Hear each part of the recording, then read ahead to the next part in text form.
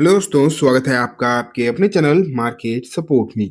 दोस्तों, आज की इस वीडियो में हम डिस्कस करने वाले हैं ममता मशीनरी शेयर के बारे में। अभी तक तो ये आईपीओ था। डेफिनेटली आज ये शेयर हो चुका है क्योंकि आज इसकी जो है लिस्टिंग हो चुकी है। अगर देखोगे आज तो जिस तरीके की लिस्टिंग हुई है, डेफिनेटली वो तो बहुत ही ज़्यादा शानदार है, इसमें तो कोई भी डाउट नहीं है। आप ये मान के चलिए इंडिया की one of the best listing आपको ये देखने को मिलेगी। मैं ये नहीं कह रहा हूँ कि इससे ज़्यादा अच्छी लिस्टिंग किसी ने हुई, लेकिन हाँ, one of the best listing ज़रूर है। एक बहुत ही धमाकेदार लिस्टिंग यहाँ पर होती हुई दिखाई दी है और पहले दिन ही जो रिटर्न आए हैं, उन रिटर्न्स ने तहलका मचा दिया, आप ये मानकर चल सकते हैं।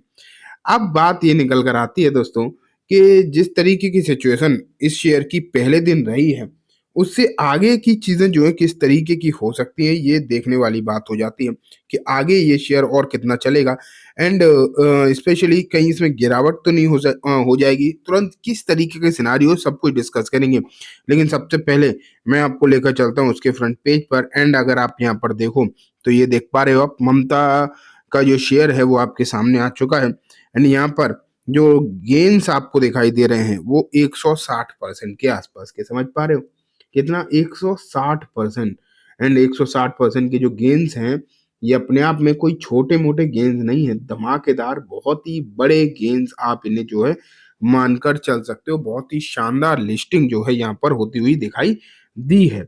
एंड जब इस तरीके की लिस्टिंग हो गई, और इम्पोर्टेंट बात यह है कि लिस्टिंग गेन जो प्रीमियम कितने पे हुआ है, 147% पर, ठीक है।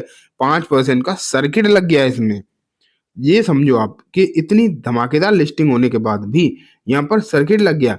और सर्किट क्यों लगा है, सबसे इम्पोर्टेंट बात ये निकल कर आती है कि आखिरकार ये सर्किट क्यों लगा। किसी को इस बात का डर नहीं था क्या कि इसमें कहीं गिरावट ना हो जाए, जब लिस्टिंग गेन इतने ज़्यादा मिल ही रहे हैं कि कहीं कोई प्रॉफिट बुक ना कर ले और इसमें कोई तगड़ी गिरावट ना हो जाए। तो ऐसा क्या हो गया कि किसी ने बेचा ही नहीं इस शेयर को। ये एक बहुत बड़ी बात है कि इस शेयर को कोई बेचना ही नहीं चाह रहा। और आपको लग रहा होगा कि मैं ये क्या कह रहा हूँ, क्यों नहीं बेचा होगा। देखो मैं दिखाता हूँ वॉल्यूम से, आपको खुद ही मालूम पड़ जाएगा।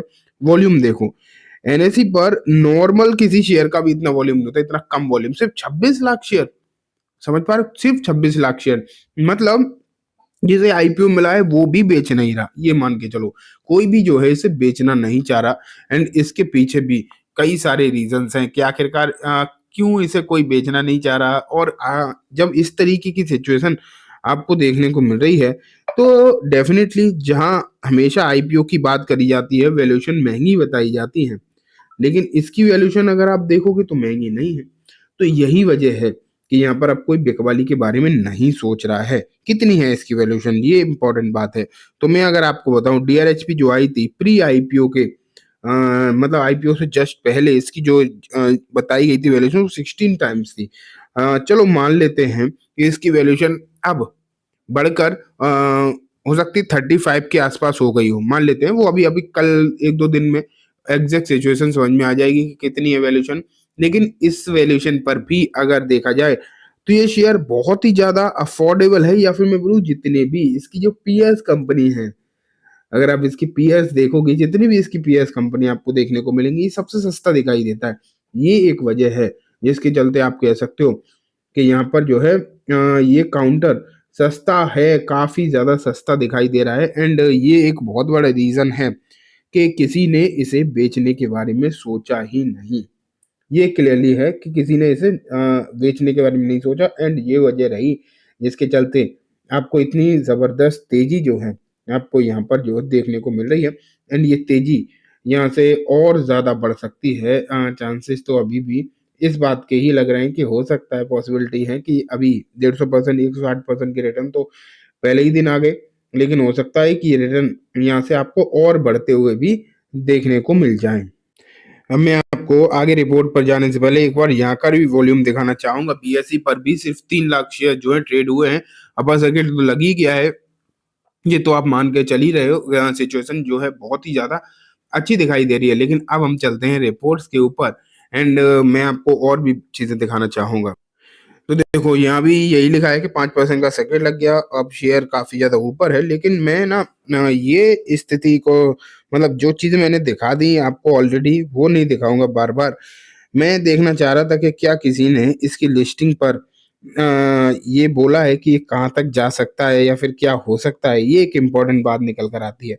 वो देखने वाली बात है। अगर ये नहीं का किसी ने मान लेते हैं पब्लिश किया, कोई रिपोर्ट अगर किसी की नहीं है, तो फिर हम अपने हिसाब से फंडामेंटल्स देखने की कोशिश करेंगे एंड चीज़ों को समझने की कोशिश करेंगे। लेकिन फिलहाल कोई रिपोर्ट मुझे ब्रोकरेज फर्म या फिर किसी एनालिस्ट की तो दिखाई यहाँ पर नहीं दे रही है। इस बात की तो फिलहाल कुछ भी चीज़ें नहीं है, बस वही दिखा रहे हैं कि इतने परसेंट पर लिस्टिंग हो गई है, ये हुआ है। जो हुआ है वो तो हमें सब पता है, लेकिन एक रिपोर्ट शायद यहाँ पर आपको ज़रूर नज़र आ सकती है।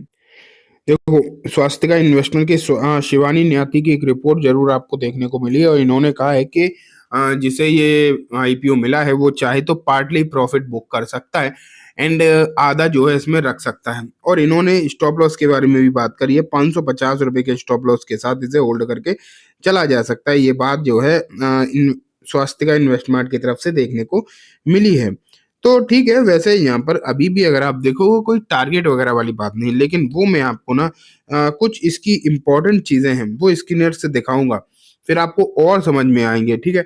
तो यहाँ अगर हम देखें, मैं कुछ चीज़ें आपको दिखाना इसलिए ज़रूरी समझता हूँ, जिससे कुछ ना कुछ चीज़ें आपकी क्लियर होंगी। तो ये देखो स्क्रीनर आपके सामने आ गया है, यहाँ पर आपको भले ही प्राइस दिखाई नहीं दे रही है आज की, लेकिन वो तो कल तक अपडेट हो ही जाएगी। लेकिन अगर हम देखें फिलहाल कंपनी के बारे में यहाँ पर किस तरीके की चीज़ें हैं, तो आरओसी एंड आरओई के नंबर अगर आप देखोगे तो 33% एंड 28% जो है आपको नज़र आ रहे हैं, जो कि अपने आप में बहुत ही ज़्यादा शानदार क्लियरली आप कह सकते हो नज़र आ रहा है। इस तरीके के जो नंबर हैं, ये एक बेहतरीन कंपनी के ही देखने को मिल सकते हैं, ठीक है? लेकिन अगर मैं और चीज़ें भी आपको दिखाऊँ स्पेशली पी रेशियो तो सिर्फ़ 16 टाइम्स आपको देखने को मिल रहा है एंड 16 टाइम्स का पी रेशियो बहुत सस्ता है। हालाँकि ये भी आप मान के चलिए कि लिस्टिंग गेन्स बहुत ज़्यादा हो गए, इसलिए मैं कह रहा था हो सकता है 35 टाइम्स के आस-पास इसका पी रेशियो होता हुआ दिखाई दे रहा हो अब। लेकिन वो भी हम जो है कल देखेंगे। कल 1-2 दिन में हमें और ज़्यादा क्लैरिटी के साथ समझ में आ जाएगा चीज़ें। लेकिन फिलहाल तक अगर देखा जाए, तो फिलहाल तक की जो स्थिति है, वो तो बहुत अच्छी दिखाई दे रही है एंड शेयर भी आपको जो है बहुत सस्ता देखने को मिल रहा है स्पेशली। अब मैं बाकी की कुछ और चीज़ें भी आपको दिखाना चाहूँगा कि इसकी जो कंपैरिज़न में पीयर कंपनी है, पीयर कंपनी में अगर आप देखोगे, किसी का भी पी रेशियो जो अगर ममता का छोड़ दिया जाए, किसी का भी 50 से तो कम है नहीं।